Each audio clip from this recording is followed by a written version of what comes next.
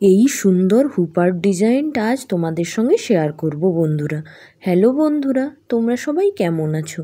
আশা করি তোমরা সবাই খুব ভালো আছো। আমিও খুব ভালো আছি।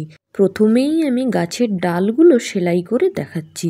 এখানে গাছের ডাল সেলাই বা স্টিম স্টিচ দিয়ে আমি কিন্তু সেলাইটা করে নিচ্ছি। এখানে আমি যে কাজই দেখাচ্ছি আজকে সবগুলোই কিন্তু আমি নর্মাল জামা কাপড় সেলাই করার সুতো বা যেগুলো নর্মাল টেলারিং সুতো হয় সেগুলো দিয়েই কাজটা করছি। প্রথমে আমি ডালটা সেলাই করে নিচ্ছি স্টিম স্টিচ দিয়ে। এরপর আরেকটা ডালে আমি ব্যাক স্টিচ দিয়ে সেলাই করে নেব। দু ধরনের ডাল করেছি, একটাতে আমি স্টিম স্টিচ দিয়েছি আর একটাতে আমি ব্যাক স্টিচ দিয়ে কাজ করেছি। ব্যাক স্টিচ দিয়ে ডাল সেলাই করে কিছু পাতা দিয়ে দিয়েছি, তাই আমি এখন ব্যাক স্টিচ দিয়ে সেলাইটা করে নিচ্ছি। আমি ব্যাক স্টিচ দিয়ে সেলাইটা একটু আস্তে আস্তে তোমাদের সঙ্গে দেখাচ্ছি যাতে তোমরা ভালো করে বুঝতে পারো। ব্যাক স্টিচ পেছন দিকে গিয়ে গিয়ে সেলাই করতে হয় বলে এই সেলাইয়ের নাম ব্যাক স্টিচ। তোমরা দেখো পেছন দিকে এসে আবার সামনের দিকে সূচটা তুলতে হচ্ছে, আবার পেছন দিকে এসে সামনের দিকে সূচটা তুলতে হচ্ছে। এই জন্য এই সেলাইটার নাম হচ্ছে ব্যাক স্টিচ। ছোটোবেলাতে কিন্তু যখন সেলাই করতাম অনেকবার কিন্তু আমাকে বাড়ির লোক শেখানোর চেষ্টা করেছে। আমি কিন্তু বুঝতেই পারতাম না সেলাইটা কিভাবে করতে হয়, এত কঠিন লাগতো।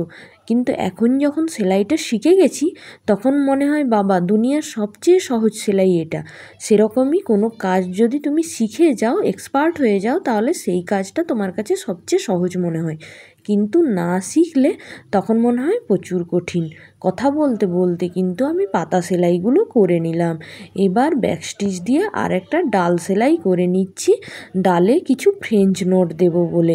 মাঝখানটা একটু ফাঁকা ছিল, আমি বললাম দেখতে তো ভালো লাগছে না, একটা কোনো ডিজাইন করে ফেলি। তাই এরকম একটা ডিজাইন করে ডালের মাথাগুলোতে আমি বেগুনি কালারের সুতো দিয়ে একটু ফ্রেঞ্চ নোট করে নিচ্ছি। ডালটা কিন্তু আমি গোলাপি কালারের সুতো দিয়ে করেছি আর ফ্রেঞ্চ নোটটা একটা গাঢ় বেগুনি কালারের সুতো দিয়ে করেছি, যাকে কিনা ল্যাভেন্ডার কালারের সুতোও বলে।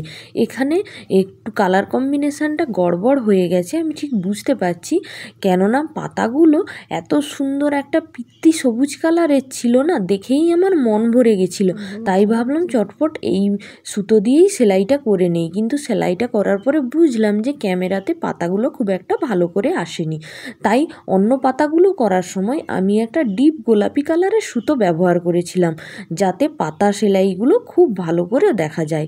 দেখো বন্ধুরা, গোলাপি কালারের সুতোটা ব্যবহার করতে পাতাগুলো কি সুন্দর হয়েছে, পাতাগুলো পুরো জল জল করছে। এই জন্যই আমি এখানে কিন্তু গোলাপি কালারের সুতোটা ব্যবহার করেছি।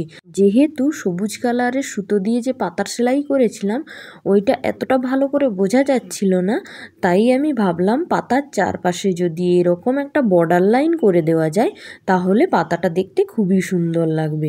যেমন ভাবা তেমন কাজ। তাই আমি একটা গোলাপি কালারের সুতো নিয়ে, যেই সুতোটা দিয়েই আমি পাতা সেলাই করেছিলাম সেই সুতোটা নিয়েই আমি এরকম পাতার চারদিকে বর্ডার করে এবং মাঝখানে একটু গোলাপি কালারের সুতো দিয়ে সেলাই করে নিলাম যাতে দেখতে সুন্দর লাগে।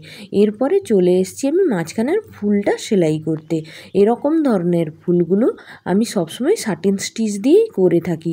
আমার দেখতে খুব ভালো লাগে এবং করতেও খুব ভালো লাগে। কিন্তু জানো বন্ধুরা, যখন আমি কিন্তু প্রথম সেলাই শুরু করি তখন আমি সাটিন স্টিচ করতেই পারতাম না।